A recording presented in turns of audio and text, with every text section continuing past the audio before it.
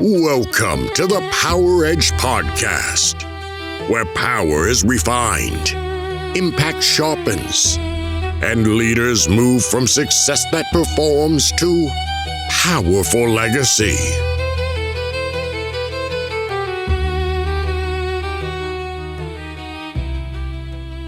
Hello, and welcome. I'm your host, Alara Sage. And today I want to talk about who is the visionary leader. What are the characteristics, the qualities that make not just a visionary leader, but a great one? Our world right now needs visionary leaders. If you haven't noticed, we're going through a great time of change.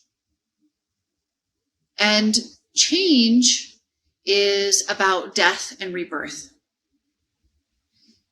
You know, if you consider the moment of your birth, you don't remember it. If you consider the moment that you came into being as a cell in the womb of your mother, you don't remember it. If you think about the moment you die, you don't know when that'll happen, and you don't know what it'll look like. My point being, death and birth, that transition, that threshold, that movement from one to the next, is the energy, the space of the unknown. And death always leads to birth, leads to death, leads to birth. It is the cyclical and ever-evolving nature of creation. And we don't know what it looks like. So in a time where nations, cultures, worlds, the earth, the entire world is moving through death and rebirth, the leaders who rise are the ones who can lead when nobody can see. Where are we going? What's going to happen? And this is very valuable. So, what is a visionary? Jonathan Swift, quote, "Vision is the art of seeing what is invisible to others," unquote. Being a visionary is the ability to see what others cannot see.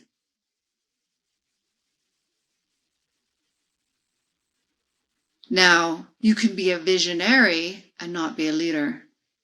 You may even know an uncle or a neighbor or one of your friends who has really great ideas, comes up with visions, insights, imagination that is extraordinary, but never actually accomplishes any of them. That's a visionary, absolutely.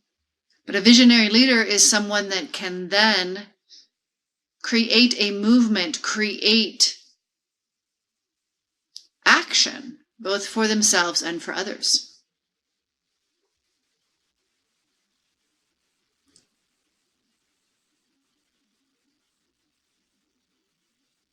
So the ability to not only see what is not even here, not even quote unquote reality, and simultaneously guide, lead other people to either take action on something that they can't see or to see it in some way or another. Maybe you've experienced that friend or that uncle or the neighbor who expressed their imagination, their idea of creating something so clearly that you could see it.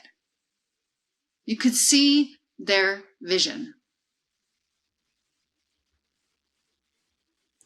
So there's a couple of qualities of a visionary leader outside of being a visionary, right? Outside of seeing something that others cannot see.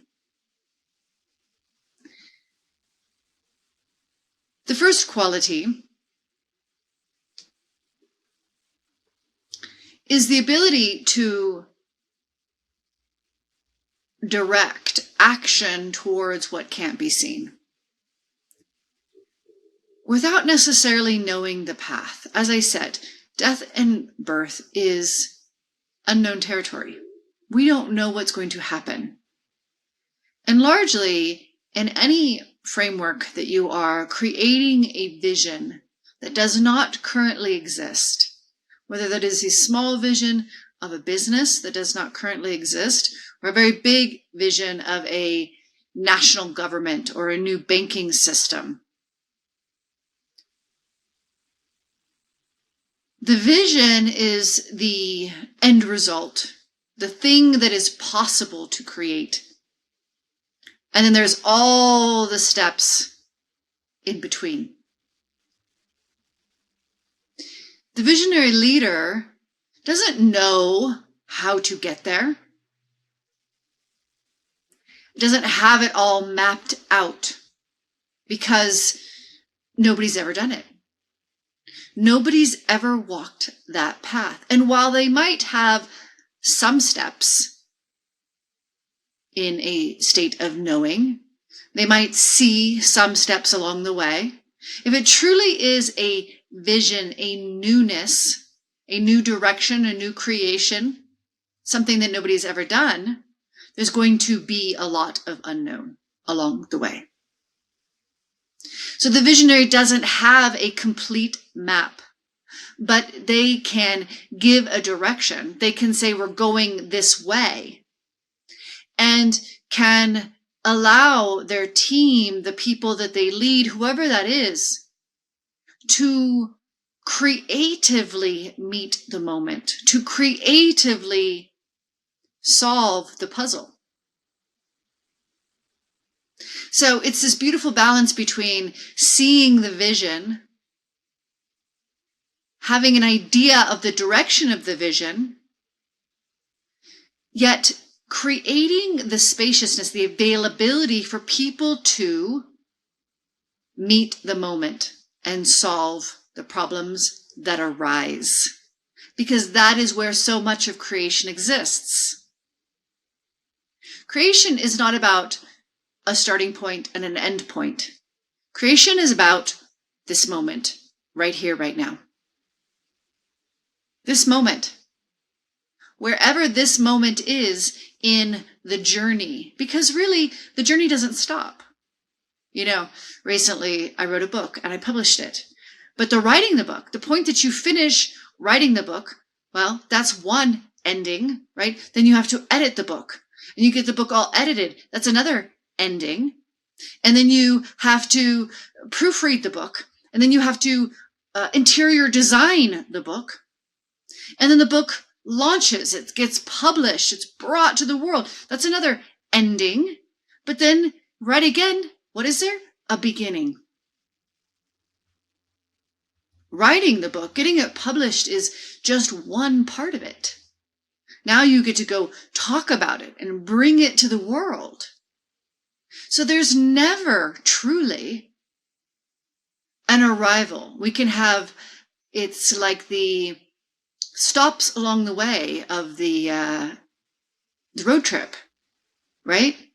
If you had one continuous road trip that never ended, but you had all these stops that you were going to go see this and you were going to spend time here, that's life.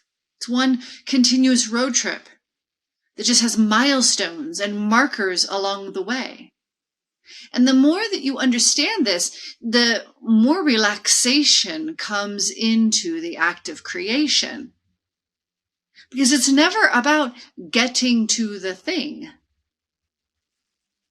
It's about here now. What is this moment? And a visionary leader understands this. They can simultaneously hold the milestone of whatever that is and allow the journey of the road trip.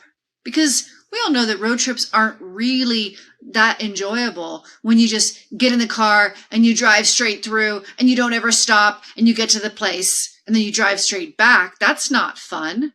That's driving. That's not a road trip. A road trip is where you allow the entire experience to unfold naturally, organically.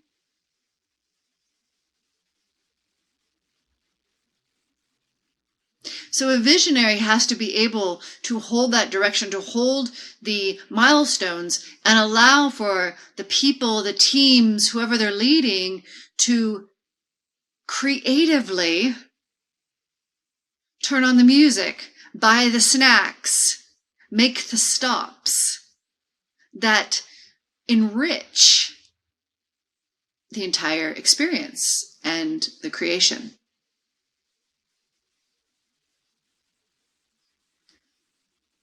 So another characteristic of a visionary is, of course, imagination. As I said, the visionary can see. Imagination is the ability to experience, to see, and very viscerally be in something that doesn't exist in this here and now. Right? You can place yourself in another reality. Because if you believe that imagination is not real, then you have some work to do. Imagination is really just tapping into different forms of reality. And being able to bring that forth in this reality, create it in this reality. So the imagination is the opportunity to see what others cannot see, to see what doesn't exist in this reality, but is possible, or maybe not possible, to connect to what doesn't already exist here now. What a beautiful gift that is.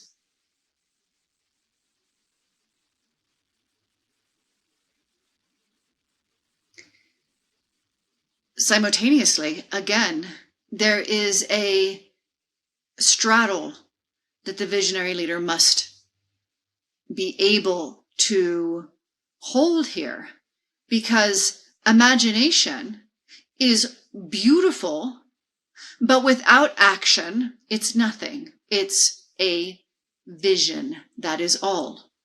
It is, like I said, a reality somewhere else, but it's not this reality. So you're not living it. You know, one of my favorite documentaries is the Fry Festival. I don't know if you've ever seen it. Fire Festival, Fyre. You know, about a visionary leader who saw this really extraordinary festival and went to create it and failed miserably and costed a lot of people anguish and stress and a lot of discomfort. And if you haven't seen the documentary, and visionary leadership is something that you are or something that you feel called towards, I recommend you go watch it, because it's important to recognize in yourself where you aren't straddling both. The moment you are in right now, what is quote unquote in your physical reality, and what is the vision that you are holding. And those have to be held simultaneously. So in the Fire Festival, he holds the vision and he disregards what is actually present in the physical reality. And so he's delusional. That's what happens when a visionary leader can't hold both worlds. Because being in a vision is fun. It's imagination. Facing reality is uncomfortable. Right? So it's really fun to be in the imagination and say it's going to happen and tell people, to make it real. But if you're not facing what is really showing up and the discomfort of that, you're not creating it. You're just in the illusion of it. And that's what happened to him. And he ended up, all these people arrived at an island expecting one thing that he had told them, and they experienced something very, very different. And he was insistent all the way up to the end. Now, we can call him a scammer, a fraud, and he may very well be that, or he may just be very, very delusional. Who knows? All of it is possible. I believe that a lot of these people who end up being frauds are delusional. They believe very strongly in their vision, so to the point that they disassociate from the current reality. Right? So a visionary leader needs to be able to straddle both of those. And if it goes the other way, right, if you get too caught in the current reality and, too caught in the problems that are arising, in the failures that are showing up, you also cannot create the vision, right? Because you'll get lost in the failure and you might give up, or you might not actually end up creating what you were seeing because you fell prey, so to speak, to the physical reality. Now, I always say the great geniuses of the world fail over and over and over again, right? Thomas Edison, I believe, failed like 1,000 times creating electricity. That's the story anyways. 1,000 times. If he would have been only rooted in the physical reality and not holding that vision, right, he wouldn't have succeeded. The great visionary leaders need to be slightly delusional. You need to believe so strongly in what you see, even when the physical reality is telling you, no, it's not possible. This can't happen. Look, it's failing. Look, it's failing. Look, it's failing. Right? That's the power of a visionary leader.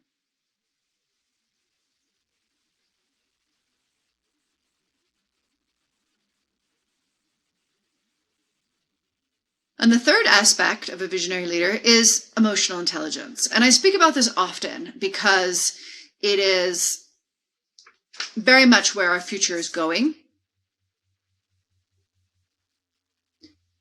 The leadership becoming emotionally intelligent, the leadership becoming intuitive. And the reason a visionary leader has to, or is, a true visionary leader simply is emotionally intelligent, is because, for one, there is a pulse. There is a pulse to the people you are leading.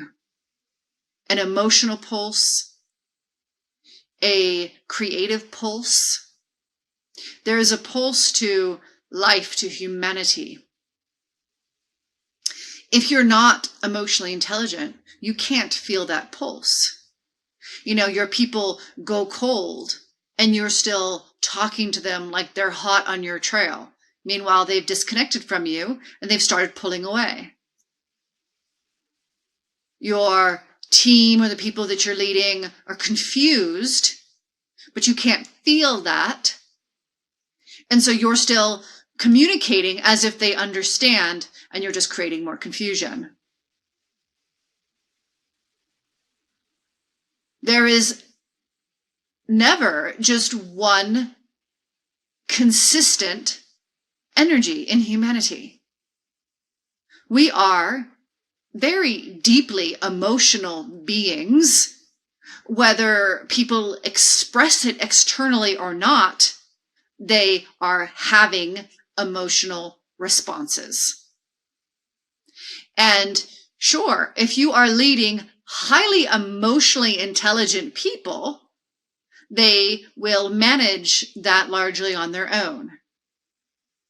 But most people are not emotionally intelligent because we haven't been taught it. And most leaders need to hold the emotional intelligence and help the people that they're leading recognize that pulse, recognize the shifts in the room, recognize the shifts in the business, the movement, the creation, as well as the pulse of creation itself. We've been taught that we're just produce, but that is not reality. That is not what you see in nature. Nature does not just produce. Nature goes through cycle after cycle after cycle. Creative energy moves cyclically. And the minute a leader is disconnected from this, then they're not tapped into resource, ultimately. It's about resource. Whether that resource is money, whether that resource is creativity, problem solving, communication,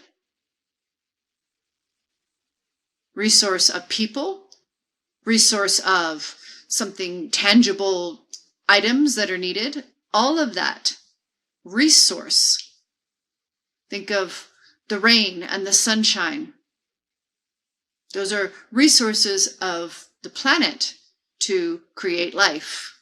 The resource of oxygen, air, right? Those are all resources. And they're cyclical, right? One place goes into a drought, another place is flooding. And then vice versa. And the bigger cycles of, the ice age and I don't know what they call the years of the heat. All cyclical. So a visionary leader has to understand and be able to feel, not intellectually understand, but feel these pulses, feel these movements, feel these shifts in their team, in the world, so that you can stay in coherence with resource, whatever and all of the resources that you need to create what you're desiring. Because whatever the creation is, it requires resource.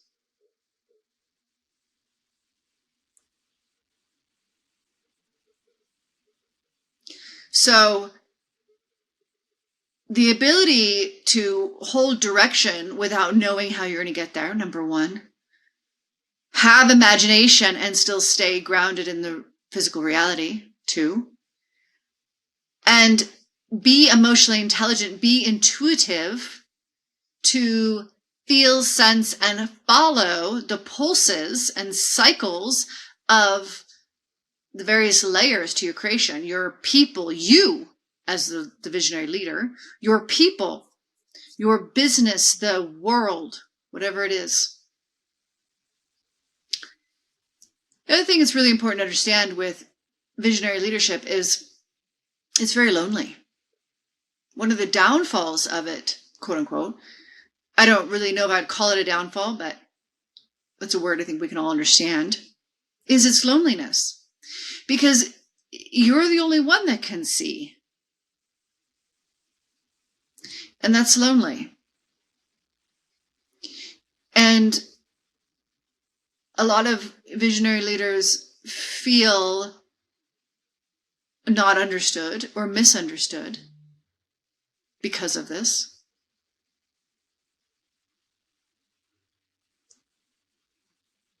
They feel a little bit of separation between them and the people that they lead, not because they're higher than those people or those people are lower than, but simply because they're connected to the vision and what they're creating in a different way than the people that they're leading.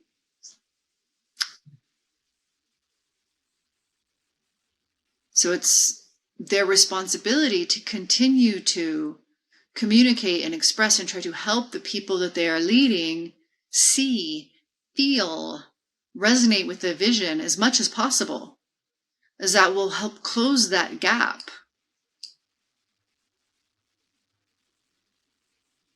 And it helps the people that they're leading as well.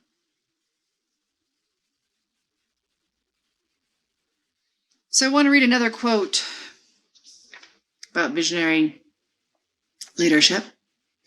This is a French name, so excuse my pronunciation. A quote by Anton de Saint-Exupéry.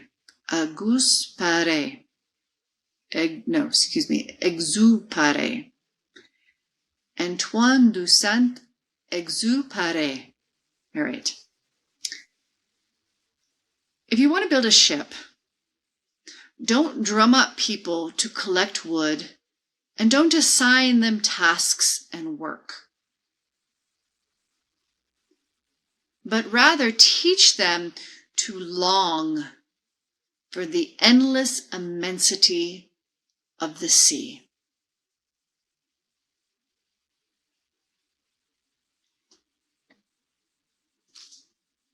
So that's what I was saying about being able to hold the vision and point a direction, but allowing the people that you are bringing on to your creation their own imagination, their own delight at what you are creating. Because now you have a team of people, for one, who are passionate about what you're creating, versus I'm a worker who's nailing this nail into this board. I am part of this creation. I am building this to explore the ocean, to commence a journey that no one has ever been on, right? And that passion is what grants your team the connection in each and every single one of them uniquely to creation. Because everybody is a genius in their own way. But if you just tell everybody to be a hammer to the nail, you aren't eliciting that genius. You aren't inviting them to think beyond hammering the nail into the wood. And then you really are the single mind controlling a team versus a hive. And I use the word hive because bees work together. Hive mentality, right, is where a community or a group of people are working together. You want the hive mentality. You want them to be thinking themselves towards the same vision. Then you open the doors of the imagination, not just in your own mind, but in all of those that you lead.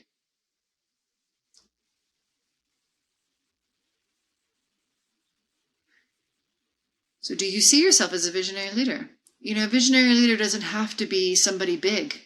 Doesn't have to be the president or, this big placement.